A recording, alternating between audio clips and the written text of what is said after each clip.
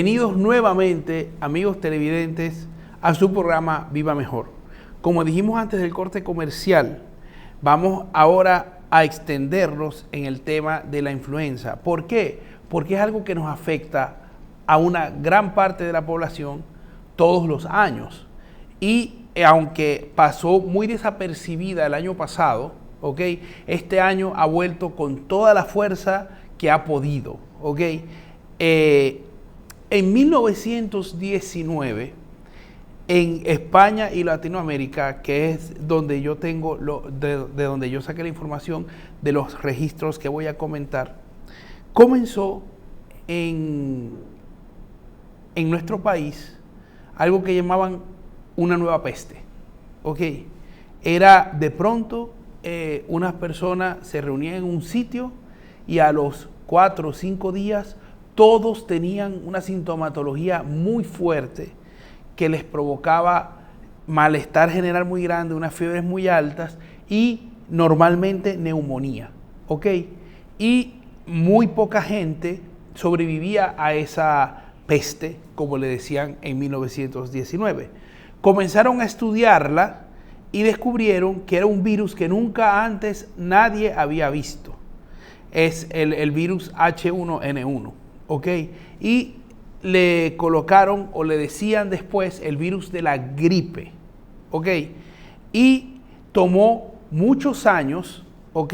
Que al virus de la influenza, como se le conoce ahora, y que popularmente se conoce como gripe, tomó varios años en estabilizarse en nuestro planeta entero, porque ese virus afectó no solo a la población dominicana, no solo a la población caribeña, no solo a la población americana, sino en todo el mundo.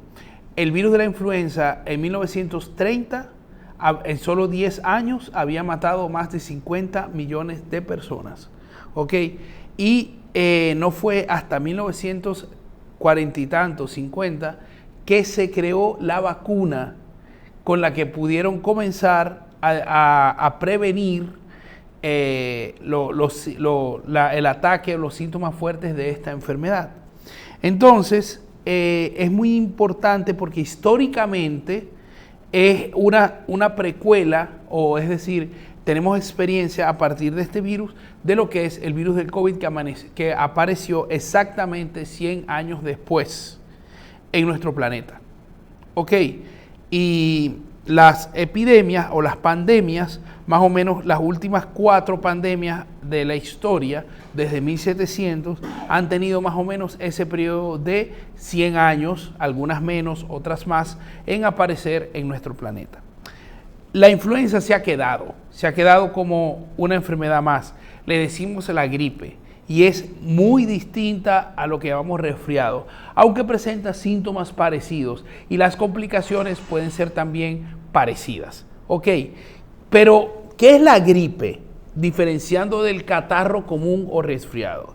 La gripe es la que llamamos influenza, es decir, cuando nosotros tenemos influenza tenemos gripe, cuando nosotros tenemos un resfriado no tenemos gripe. Eso es importante de diferenciar porque la gripe es mucho más agresiva y tiene unos síntomas mucho más fuertes que el resfriado común.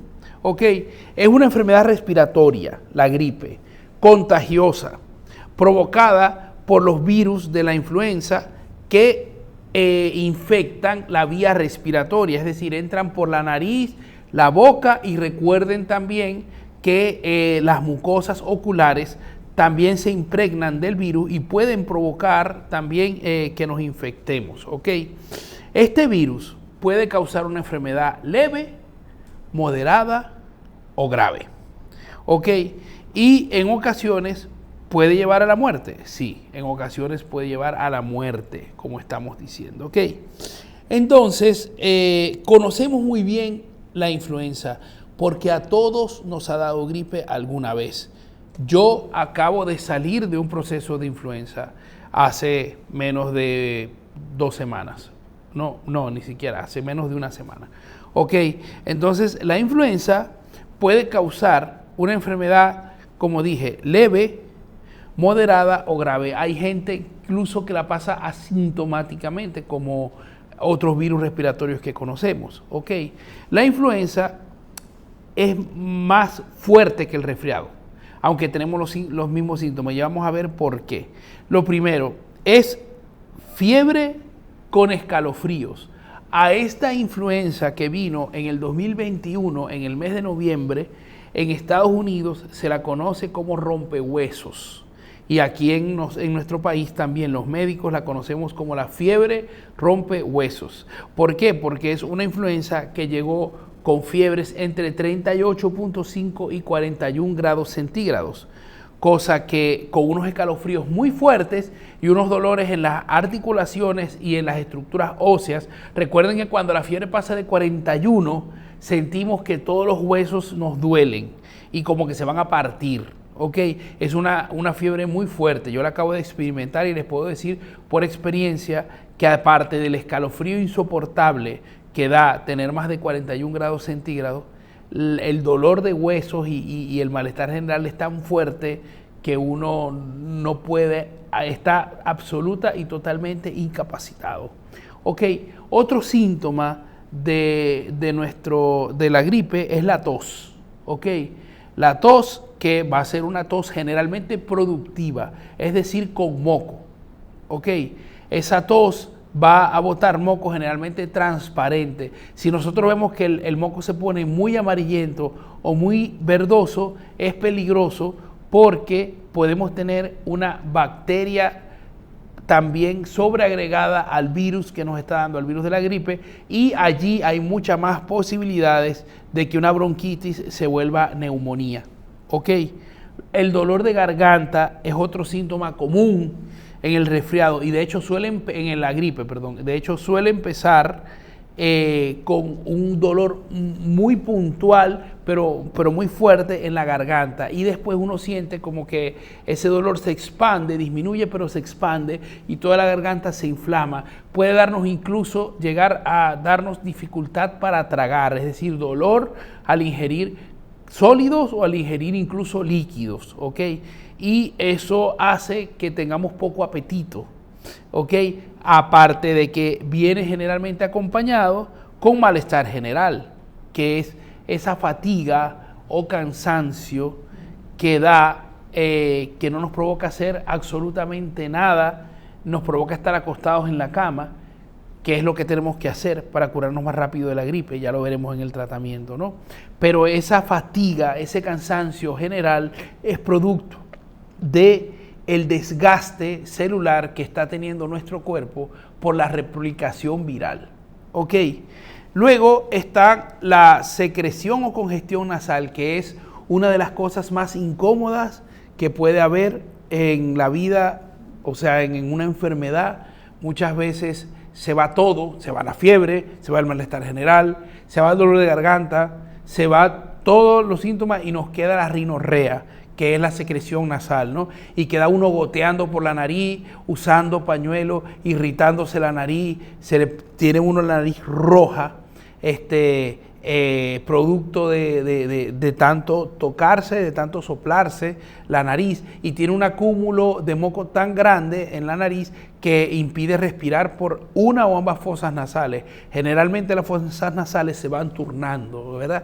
Y aproximadamente cada hora cambian entonces una hora tengo una fosa nasal totalmente obstruida, 1 o 2 horas después tengo la otra fosa nasal totalmente obstruida y tengo que estarme soplando para poder sentir un poco de alivio y respirar.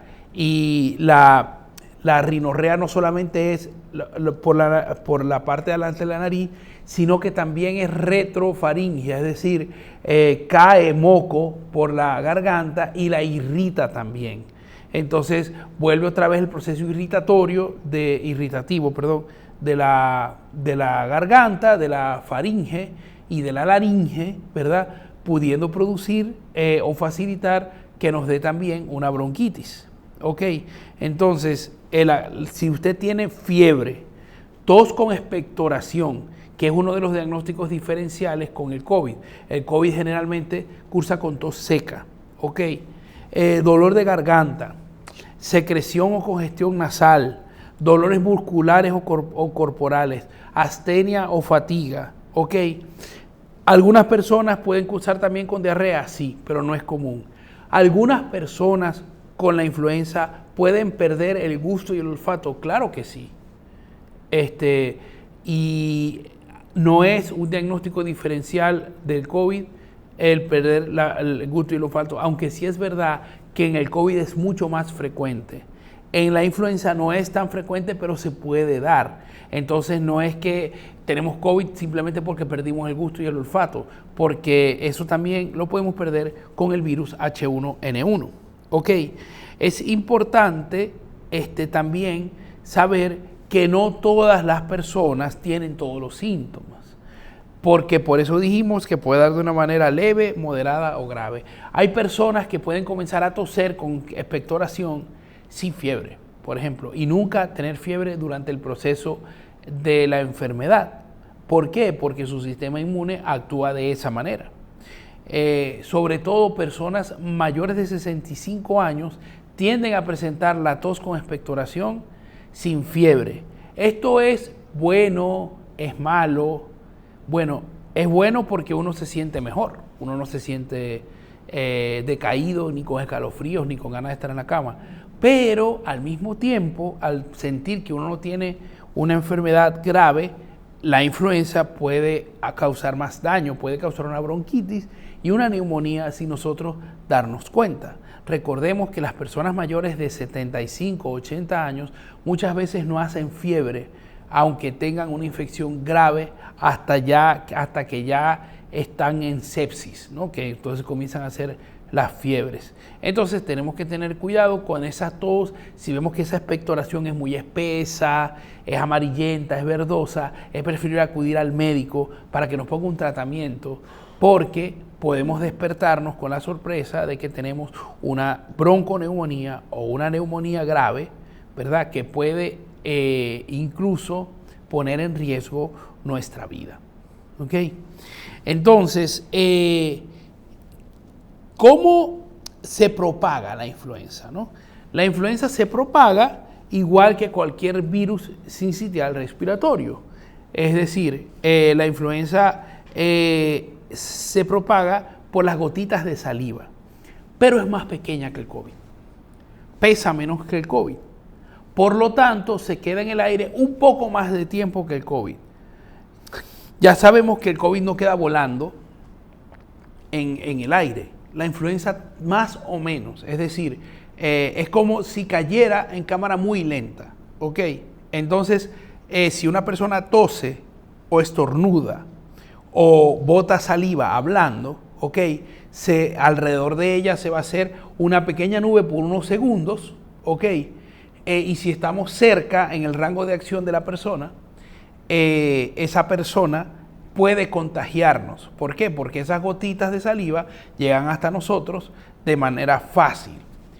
La mascarilla, que eso es una pregunta que me hacen mucho en la consulta. ¿La mascarilla sirve para proteger de la influenza? Evidentemente sí, pero no con tanta eficacia como protege del COVID. Yo no sé cómo explicarlo, pero imagínense que el COVID si el COVID es una pelota de softball, que son grandes, ¿verdad? La influenza es una bola de ping pong. Es decir, la mascarilla protege, pero va a proteger con menos eficacia de la influenza que del COVID. Pero protege mucho más, pero muchísimo más, o sea, 5 veces más que si no tenemos nada puesto. Entonces, si usted tiene síntomas, dolor de garganta, se siente mal, tiene una tosecita, usted, señor, póngase su mascarilla, incluso cuando esté reunido con sus amigos, cuando esté en lugares cerrados donde no importa. Cada vez yo veo que lo de la mascarilla se está aflojando mucho en este país. Es decir, cada vez veo mucha más gente en restaurantes, ya no hay limitación de personas prácticamente, nadie usa mascarilla, en los centros comerciales más o menos se exige, pero cada vez es más la gente que no usa mascarilla. Con la influenza, ¿verdad? La posibilidad de contagio es 25 veces mayor que el COVID, para que tengan simplemente una idea. Es decir, hay 25 personas que con una sola exposición pueden contagiarse de influenza y contagiar a otros. Es por eso que esta enfermedad se disemina tan rápido entre la población. Ok, ¿cuántas personas se estima, según estudios, sobre todo basados en Estados Unidos, que es donde están más claros, que se infectan? La tasa oficial de personas diagnosticadas de influenza es del 3 al 11% de la población. Es decir, que de cada 100 personas, 3 a 11 personas van a sufrir gripe. Eso es mucho. A lo mejor dice, bueno, hay 90 personas que no van a sufrir. Ok, pero es que es muy alto, porque si de cada 100 personas, y nosotros somos 10 millones, ¿cuántas personas van a sufrir al final el coronavirus, la influenza o el virus H1N1? Muchísimas, ok. Ahora, esa no es la tasa real, esa es la tasa diagnosticada. Se supone que por datos estadísticos, por frecuencia y por lateralidad, hay mucha gente que sufre la influenza y no va al médico, por lo tanto no es diagnosticada. Entonces, la tasa real se encuentra aproximadamente entre el 8 y 20% de la población, o sea que es mucho más alta la tasa de diseminación de la influenza, y eso es importante. ¿Por qué? Porque también afecta a nuestros sistemas de salud, también afecta a nuestra economía, porque tenemos que gastar en medicamentos que sabemos que son costosos cuando no contamos con ayudas o con seguros que nos ayuden a disminuir los costos, y por lo tanto los tratamientos los tomamos incompletos, no vamos al médico y nos dejamos recetar de la vecina o de la mamá o del hijo, etcétera, etcétera. Tomamos remedios caseros que son muy buenos, pero que tenemos que preguntar al médico si son suficientes, porque muchas veces si nos tomamos nuestro tecito con limón, pero si nos tenemos que tomar nuestro acetaminofén también, porque no es lo mismo, el té con limón no tiene acetaminofén. El Teragrip y el Winazor de sobre y todos esos medicamentos especializados sí tienen acetaminofén agregado al té que se preparan. Pero normalmente los té naturales son muy buenos, son descongestionantes, broncodilatadores, etcétera, etcétera, de manera además un poco agresiva, pero a veces no son suficientes, por lo menos en las etapas agudas o críticas de la enfermedad. Ok, entonces, ¿cuándo afecta más la influenza? La influenza en nuestro país, porque en Estados Unidos hay como finales de la primavera, finales del otoño, nosotros no tenemos nada de eso. A nosotros nos está lloviendo prácticamente todo el año. En la época que supuestamente no llueve, llueve. En la época que llueve puede haber un poco de sequía. Es decir, nuestro clima, como buen clima tropical, no es totalmente estable. O sea, nuestro clima es fantásticamente, bueno, lo bueno es que no varía mucho, es decir, no sube y baja demasiado, se mantiene siempre en un rango. Lo malo es que dentro de ese rango es mucho más difícil de precisar si va a haber lluvia, si no va a haber lluvia, etcétera, etcétera. Una pregunta que me hacen mucho: ¿la lluvia afecta la gripe o te da más posibilidades de la gripe? Sí. ¿Por qué? ¿Gripe o resfriado? Normalmente es resfriado, pero nos puede dar también gripe si está en el ambiente. Porque la lluvia hace una diferencia, normalmente cuando llueve hay una diferencia de temperatura muy grande con respecto a la que ha habido antes o después. ¿Ok? Y eso hace que haya broncodilatación y broncoconstricción muy seguida, o sea, y sobre todo que el cuerpo, digámoslo así para explicarlo y que se entienda, no se lo espera. Entonces hay acúmulo de secreciones, y con ese acúmulo de secreciones es mucho más fácil que haya una infección, por una infección viral sobre todo, aunque también puede oportunamente invadir también bacterias, pero lo más común es que sea un virus, ¿ok? Y cuando el virus de la influenza está en temporada, tendrá a ser el virus de la influenza. Cuando no, tendrán a ser los otros virus respiratorios que siempre están con nosotros y siempre nos acompañan. ¿Es bueno bañarse en la lluvia? Malo, no les voy a decir si es bueno o si es malo. Lo que sí es malo es quedarse mojado después de la lluvia, ¿ok? Y no secarse, no cambiarse de ropa, etcétera, etcétera, porque nos pone más propensos a contagiarnos o a que el virus, mejor dicho, haga más daño en nuestro organismo. Ok, nosotros entre los meses de septiembre y noviembre tendemos a tener la tasa más alta de virus de la gripe. O sea, entonces, y esta tasa tiende a ser moderada, es decir, a mucha gente no le da grave que tiene que hospitalizarlo, que tiene neumonía, pero tampoco le da leve, ¿no? La influenza golpea duro, ¿ok? Golpea muy duro porque es un virus que se reproduce muy rápido en nuestro organismo y por lo tanto crea mucho daño, ¿ok? Las personas con influenza, el periodo de contagio, o sea, cuánto tiempo dura la influenza para contagiar, ¿no? Ustedes podemos leer con información del CDC de Atlanta que las personas con influenza son más contagiosas los primeros 3 o 4 días después de la aparición de la enfermedad, o sea, cuando tienen fiebre. La tasa más alta de contagio de la gripe es cuando se tiene fiebre. Cuando usted tiene fiebre, usted está botando esos virus, pues que da gusto, ¿no? O sea, ojalá nosotros pudiéramos verlo. Bueno, no, porque sería terrible, ¿no? Pero si nosotros pudiéramos viéramos una cantidad increíble que nos creeríamos incapaces de expeler, de expirar de nuestro sistema respiratorio de virus, ¿ok?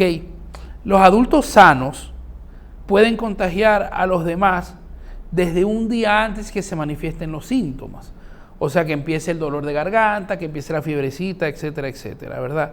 Y hasta 5 a 7 días después de contraer la enfermedad. O sea que nosotros tenemos más o menos 10 días en los que tenemos que estar aislados, que no es encerrados en un cuarto, no, es usando mascarilla y manteniendo la distancia prudencial de 1.5 metros con nuestros demás compañeros de trabajo, de clase, etcétera, etcétera. O sea, los colegios tienen que adoptar una nueva manera de que la persona que presente síntomas se sienta un poco más lejos, sin relegarla del salón y sin que por eso haya un rechazo, porque nosotros somos, bueno, expertos en que lo raro lo echamos para un lado y no tiene por qué ser así. O sea, una gripe es una gripe simple y sencilla y si se nos pega no pasa nada.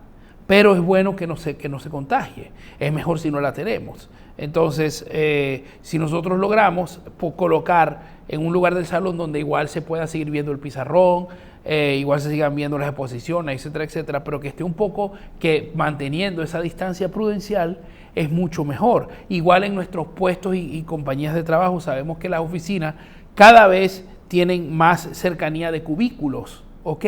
Y menos diferenciación, aunque ahorita con la pandemia, en estos 2 años de pandemia, eso ha vuelto a cambiar mucho y se han vuelto a separar un poco las oficinas, ¿verdad? Pero sin embargo, seguimos teniendo ese riesgo de que en las grandes oficinas, donde hay un número de empleados en un lugar cerrado, importante, se propague muy rápidamente el virus de la influenza, ¿ok? Entonces, cuando a mí me contagian el virus, ¿verdad? ¿Cuántos días pasan para que yo comience a presentar gripe? Esa es otra pregunta que me hacen mucho en la consulta. Ok, los síntomas comienzan a aparecer 2 días después. O sea, el virus se reproduce muy rápido en nuestro organismo, pero algunas personas pueden, incluso 4 días después, pueden pasar sin síntomas hasta 4 días desde que fueron contaminados o contagiados del virus de la influenza. Ok, es decir, que rápidamente él nos va a dar los síntomas. No comparémoslo, por ejemplo, con el SARS-CoV-2 o el COVID-19, que puede tardar hasta 21 días en darnos síntomas. Este no, este se va rápido, aparece rápido, gracias a Dios, pero en los días que está puede llegar a ser una molestia muy grande.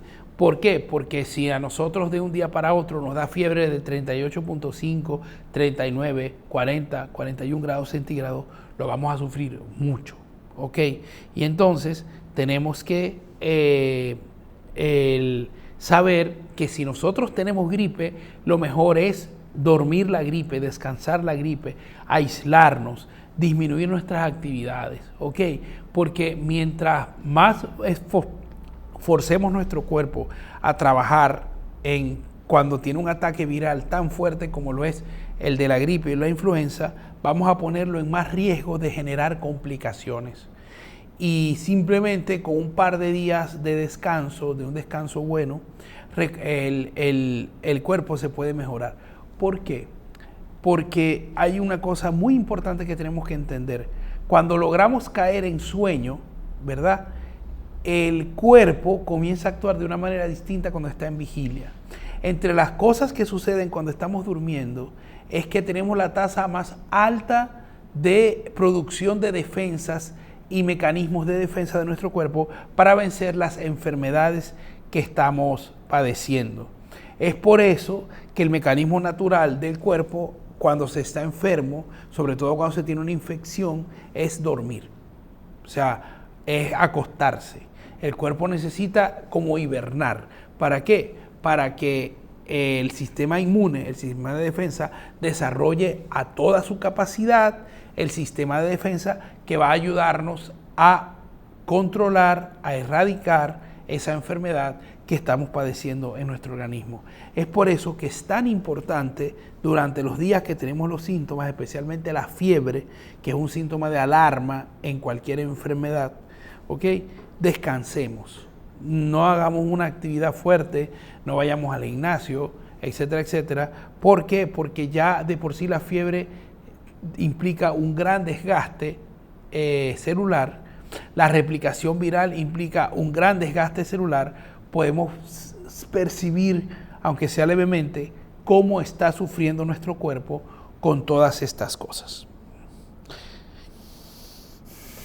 ¿Cómo prevenimos la influenza? La influenza la prevenimos estamos como entrenados para prevenir todas las enfermedades respiratorias. ¿Ok?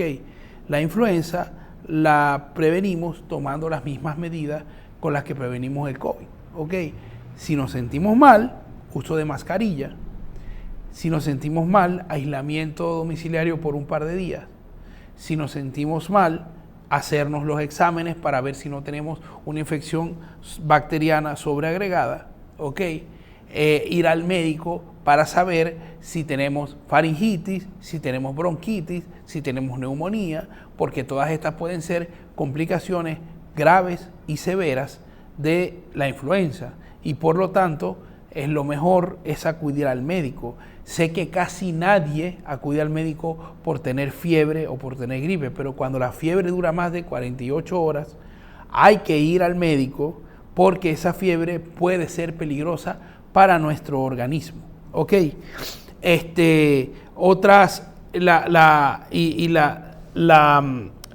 La siempre conocida norma de lavarse las manos. ¿Por qué? Porque nosotros sin darnos cuenta nos pasamos la mano por los ojos, por la nariz, la ponemos así para toser, etcétera, etcétera, y con nuestras manos son las armas con las que más propagamos la enfermedad. Cuando nosotros tocamos a otra persona, tocamos una superficie, el virus dura poco en las superficies, pero cuando en los lugares donde hay mucha gente, se toca mucho las superficies. Nuestra mano, cuando está sentada en un escritorio, toca cosas más o menos cada 30 segundos, está tocando. Ok, bien sea la cara, la ropa, otra persona, el escritorio, la computadora, etcétera, etcétera. O sea, pero siempre normalmente las manos están tocando algo, ¿verdad? Cuando estamos en un lugar estacionario, o sea, sentados en nuestro escritorio, pues normalmente las manos están tocando superficies. Y si nosotros tenemos influenza, todas esas superficies quedan contaminadas por un breve tiempo. Pero ese breve tiempo es suficiente para que otra persona las toque y se contamine. Ok, entonces lavarse las manos siempre es, usar el gel alcoholado, etcétera, etcétera, siempre es una buena manera de prevenir el virus. Y por supuesto, y la principal es mantener una distancia prudencial y ser suficientemente honestos con nosotros mismos para saber que nos estamos sintiendo mal, que podemos tener gripe y que entonces usemos la mascarilla. Hay un momento en el que todo esto de la mascarilla va a pasar. Pasó con la influenza. En la influenza en 1921 todo el mundo cree que iba a usar mascarilla todo el resto de su vida. Y todos nosotros hemos nacido en una época donde jamás nos imaginamos que las personas habían usado mascarilla. Lo mismo va a pasar. En el 2025 nadie se va a acordar que usaba mascarilla. Pero espero que nos queden las costumbres como los japoneses, como los alemanes, como los franceses, de que cuando tenemos un síntoma respiratorio, pues simplemente nos ponemos la mascarilla y ya está. La gente nos rechaza, la gente no te dice vete de aquí que estás enfermo, como puede ser en los países latinoamericanos que somos un poquito más lanzados en ese sentido. Pero no hay que provocar ese rechazo. ¿Para qué? Para que la cultura se acostumbre y se facilite y se quede. ¿Ok? Y que cuando uno se sienta mal, uno use su mascarilla para evitar enfermar a otros. Y esto es sumamente importante. Para terminar, ¿cómo se diagnostica la influenza? Se diagnostica con un test, al igual que el COVID, que ha sido muy conocido en la PCR, el antígeno y los anticuerpos. Lo mismo hay para influenza, un poco más económico, gracias a Dios. Entonces hacemos los test de influenza que pueden ser A o B y el test nos arroja los dos.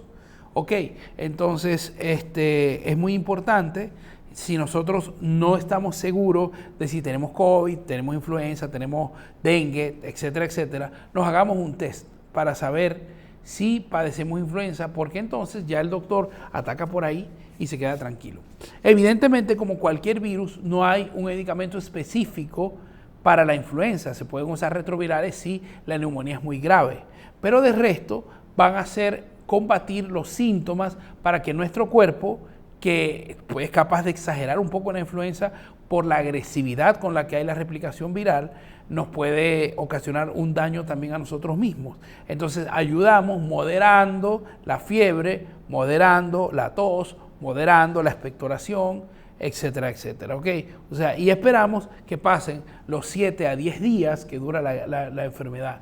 Hay personas que le pueden durar hasta 15 días, pero más de 15 días hay que ir al médico, porque la influenza no provoca eso normalmente. Entonces podemos estar ante la presencia de una bronquitis aguda que se puede o cronificar o volver neumonía. Y entonces si pasamos 15 días y nosotros seguimos con los síntomas de tos, de rinorrea, etcétera, etcétera, vamos al médico y preguntémosle, mire, tengo más de 15 días con estos síntomas y no se me quitan. Y ya nos mandará a hacer los estudios especializados que nos pondrán, que nos facilitarán las cosas, ¿ok? Para saber cuál va a ser la mejor forma de salir, de terminar de salir de esa enfermedad. Espero que les haya dado datos que les hayan servido sobre todo para conocer más la enfermedad, para conocer que no es tan fácil y tan sencilla y que puede darnos unas complicaciones graves, muy graves, que pueden incluso llevarnos hasta la muerte, aunque no es común porque gracias a Dios nuestra inmunidad contra el virus de la gripe es muy buena, ¿ok?